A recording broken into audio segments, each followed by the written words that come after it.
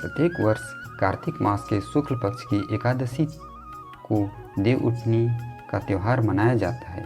यह त्यौहार क्यों मनाया जाता है, इसका क्या रहस्य है, अधिकांश लोग इसके पीछे के रहस्य को नहीं जानते हैं।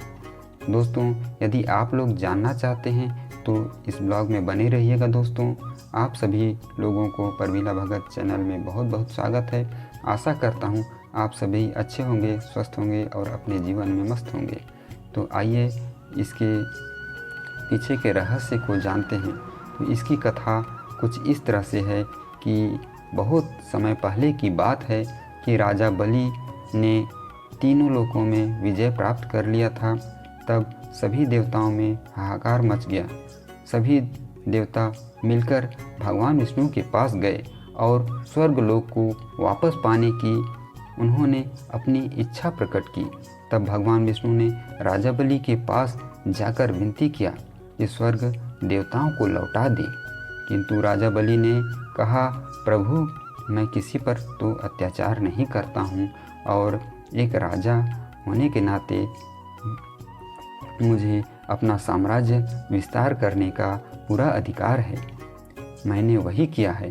तब भगवान विष्णु वापस लौट आए और भगवान विष्णु पुनः वामन अवतार में राजा बलि के पास भिक्षा मांगने उनके राज्य में गए। राजा बलि अत्यंत दानवीर था एवं भगवान विष्णु का परम भक्त था। ये बात भगवान विष्णु अच्छी तरह जानते थे। तब भगवान विष्णु ने राजा बलि से 3 पग जमीन मांगा तो राजा बलि ने सहस्त्र 3 पग जमीन देने का वचन दिया। तब भगवान वामन अवतार भगवान विष्णु ने अपना आकार अत्यंत विशाल कर लिया और एक पग में पूरी पृथ्वी, दूसरे पग में सारा आकाश नाप लिया और राजा से पूछा कि तीसरा पग कहाँ रखूं राजन। तो राजा बलि ने कहा, मेरे सिर पर रख दीजिए।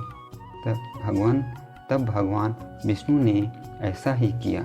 इस तरह से सारी सृष्टि को जीतने का राजा बलि का अहंकार भी टूट गया। तब वामन अवतार प्रभु ने राजा बलि की अटूट भक्ति और दानशीलता से प्रसन्न होकर राजा बलि को वरदान मांगने को कहा।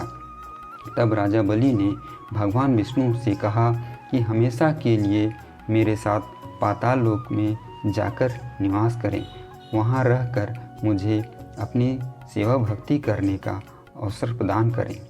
तब उन्होंने भगवान विष्णु राजा बलि के साथ हमेशा के लिए पाताल लोक में चले गए। तब सारे देवलोक में हाहाकार मच गया। क्षीर सागर सूना पड़ गया।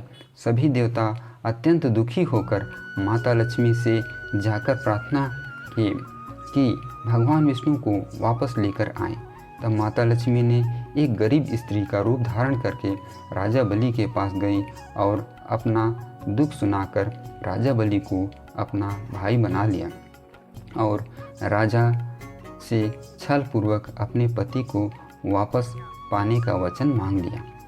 तब वास्तविक रूप में आकर माता लक्ष्मी ने भगवान विष्णु को वापस मांग लिया।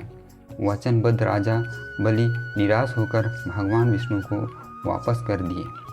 किंतु अपने परम भक्त राजा बलि को भगवान विष्णु निराश नहीं करना चाहते थे, इसलिए उन्होंने वामन अवतार रूप में वर्ष के 4 महीने पाताल लोक में निवास करने का वचन राजा बलि को दे दिया। तब से ही आषाढ़ मास के शुक्ल पक्ष के एकादशी तिथि से कार्तिक मास के एकादशी तिथि तक अपना सारा कार्यभार भगवान शिव को सौंपकर भगवान विष्णु पाताल लोक में योग निद्रा में रहकर निवास करते हैं और कार्तिक एकादशी को जागृत होकर वापस आते हैं। इसलिए इस दिन देवठान मनाया जाता है। इस 4 महीने में सारे शुभ कार्य, गृह प्रवेश, मांगलिक कार्य बंद रहता है और इसी 4 महीने के दौरान भगवान शिव की अत्यंत आराधना की जाती है।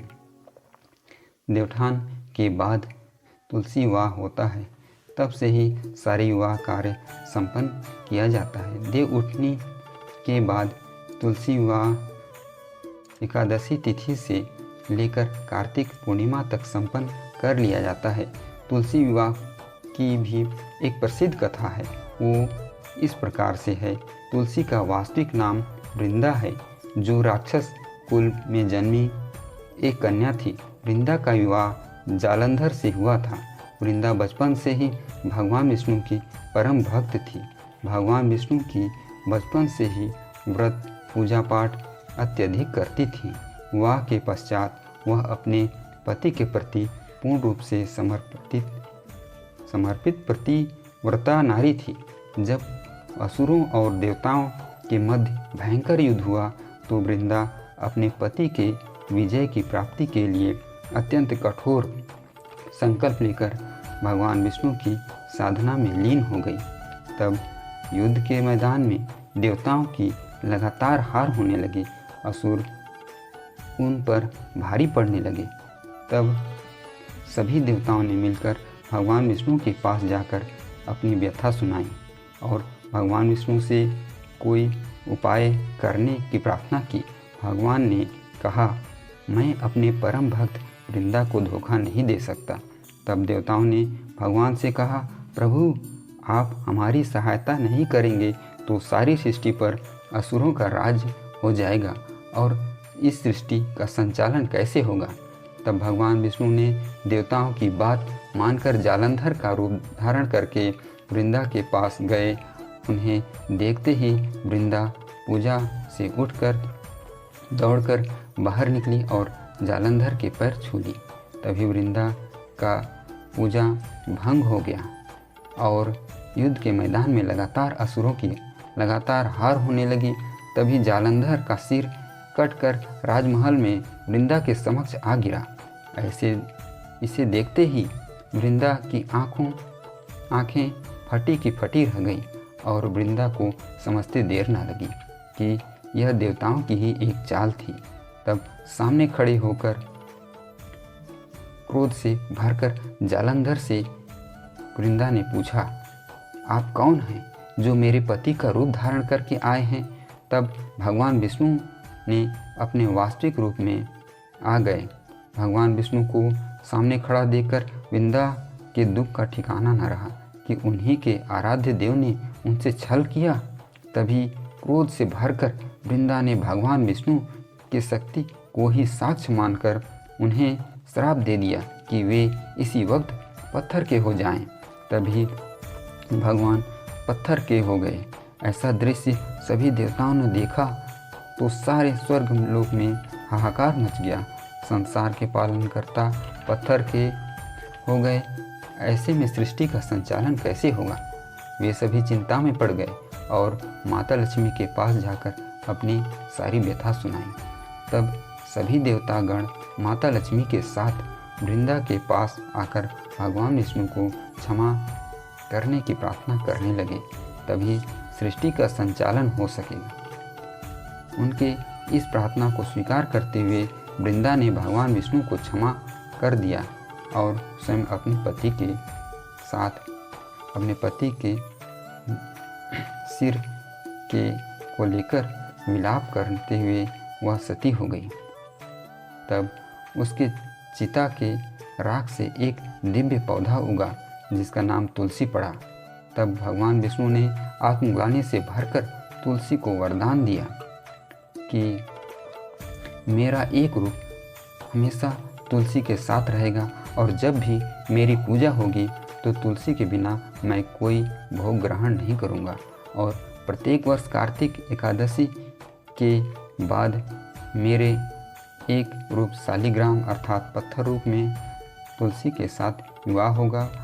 तभी संसार के लोगों का मांगलिक कार्य प्रारंभ होगा। तभी से देव उठनी के पश्चात भगवान विष्णु के साथ माता तुलसी का विवाह किया जाता है। माता तुलसी की महिमा इस संसार में अत्यधिक है, इसलिए प्रत्येक घर में माता तुलसी का पौधा लगाया जाता है और नित्य प्रतिदिन जल चढ़ाया जाता है। ऐसे घरों में सुख समृद्धि होती है। जिस घर में माता तुलसी की नित्य सेवा होती है, नित्य उन पर जल चढ़ाया जाता है। उनके घर में बड़े बड़े दुखों का माता हरण कर लेती है। इसलिए मेरे विचार से सबके घरों में तुलसी होना ही चाहिए। उस पर जल चढ़ाने मात्र से दुखों का सर्वनाश हो जाता है। और तुलसी अत्यंत दिव्य और गुणकारी औषधि पौधा है। यह 24 घंटे ऑक्सीजन देता है। इससे अनेक प्रकार की दवाइयाँ बनती हैं। इसलिए प्रत्येक हिंदू परिवार में तुलसी का पौधा आंगन में होना ही चाहिए। तो दोस्तों, यह जानकारी आप लोगों को कैसी लगी? यदि अच्छी लगी हो तो वीडियो को लाइक कीजिएगा, शेयर कीजिएगा और सब्सक्राइब कीजिएगा। बहुत बहुत धन्यवाद दोस्तों। जय हिंद, जय भारत।